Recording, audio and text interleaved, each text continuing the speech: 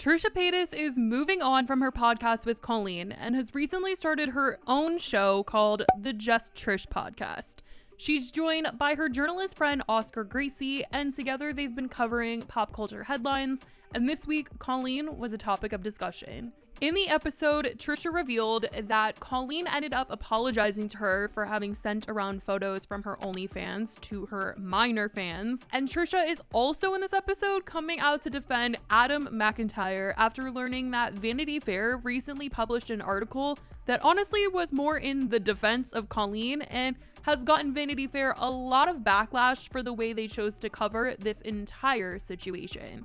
The whole reason Oscar and Trisha were talking about Colleen was because of this article that was published by Vanity Fair, which was titled, "How the Miranda Sings Colleen Ballinger Scandal Went Off the Rails. Everything you need to know about the drama tearing YouTube apart," which I'm not really sure where they got the tearing YouTube apart from, because this really hasn't torn anything related to YouTube apart. People seem pretty united in how they feel about Colleen, and it's not like she was part of some group like the Try Guys or something to where it feels like a whole company is on the line as a result of her actions. But in this article, they talked about the things that are being said about Colleen over the last 2 months, almost like shading other outlets like Rolling Stone and Huffington Post for covering it. And I mean, in the title itself, the scandal that went off the rails, like, what do you mean it went off the rails? It honestly sounds like they think that it's a little ridiculous what is being said about Colleen. At least that's how it comes off. And it kind of feels that way even more as you read the article and they say things like the reality of some of these claims and in turn the broader narrative around Ballinger remains murky. Various allegations remain unverified, left to endlessly circulate as they fall under that ever-expanding umbrella of quote-unquote inappropriate behavior. In a sense, this is a familiar story for the social media age, but Ballinger's downfall is unique. She brought teens into an adult world and made it feel like it was theirs, then saw those fans turn against her. It's the product of a particular era of YouTube stardom, of a digital persona able to cultivate a feverish and savvy fandom that's been trained to reverse course and maybe seek payback with the first spilling of tea. They also only mentioned Adam and Colleen in the article by name and referred to Adam as a whistleblower, writing, "McIntyre established a new YouTube identity as Ballinger's whistleblower, frequently posting new videos and racking up hundreds of thousands of views by commenting on the hypocrisy of her every move." When Oscar told Trisha about this, she felt the need to defend Adam because even though she's had her own issues with Adam, she completely supports him when it comes to speaking out about Colleen and could not believe they would call him a whistleblower. This is so hard to talk about. Like the whistleblower thing, calling someone that is a lot. Like, you know what I mean? Because no matter how you look at the situation, like Adam was a minor. Adam was a fan of somebody and he was made to feel some type of way. You know what I mean? He feels like he was like manipulated. He came out the story. And it's like to diminish it, I guess, like it said, and just call him like a whistleblower to make it seem like it's for attention or something is like really ick on Vanity Fair's part. You know what I mean? Trisha says that people have been criticizing her for not speaking up sooner about Colleen and are saying, oh, you're only speaking up now because you're involved, because Colleen was sending your photos around making fun of you from your OnlyFans.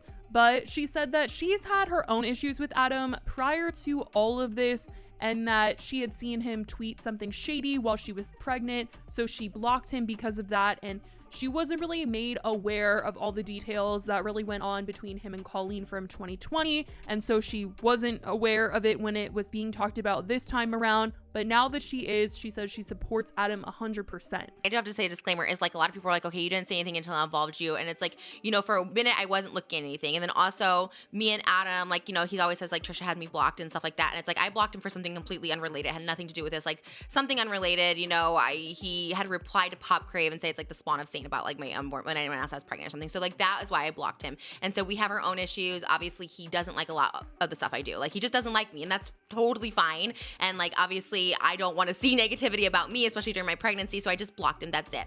But in this situation, I 100% have nothing but like sympathy and empathy and like support for Adam in this situation, because it's just very clear cut what everything was. She was the adult, he was the minor, with the underwear, with everything like that, like the editing out of the video, like that. I support him fully. She said she had to speak out when she was involved because she needed people to know where she stood because it was getting really out of hand. It's a whole situation, and it's a very like legal situation too. There's like a minor involved. There's all this stuff like that. Like, that's why when my stuff got involved, I had to say something, because I was like, I need to make a hard stance. Like, I don't support it. This is not okay. Like, I stand with victims. I'm a worker. This is not okay. This should never be, especially to minors. And she further goes on to defend Adam against Vanity Fair because she feels like he has a right to be making videos about the situation, talking about it, and she understands him. So like heated about this because like, you know, you can not like Adam, think he's whatever, like, you know, he's done drama and stuff like that. But like, this is what's so annoying is like when someone,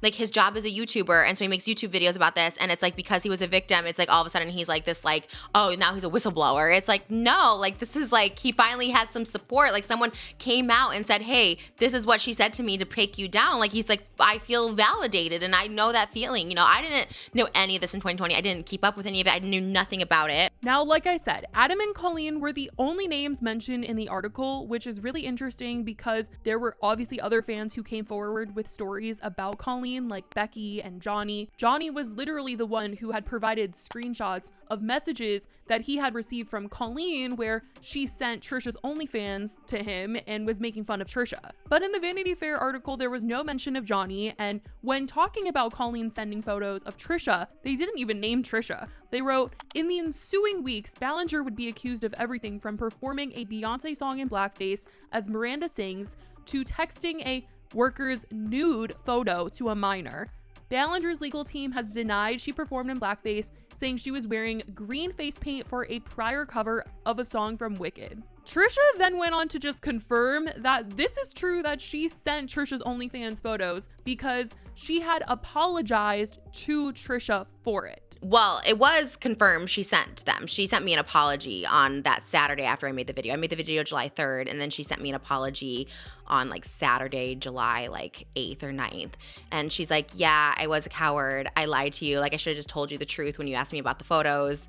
Like, I was a coward, and that was it. So she like apologized for it. So she definitely sent them to that guy. Which Colleen had originally lied to Trisha. Trisha said that she had tried to confront Colleen about it when there were rumors circulating that Colleen was making fun of Trisha's OnlyFans by sending them to her fans and all of that. And so when Trisha confronted her, Colleen claimed that they were just lying about her. I did ask her about these a couple weeks ago before there was the proof, so to speak, right?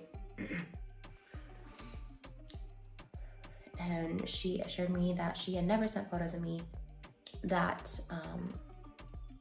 this one fan who was underage at the time would send photos to her.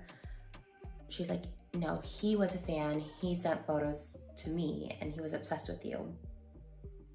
And he would just send me it. And once in a while, I'd like respond to him and be like, hey, okay. That's what she told me a couple weeks ago.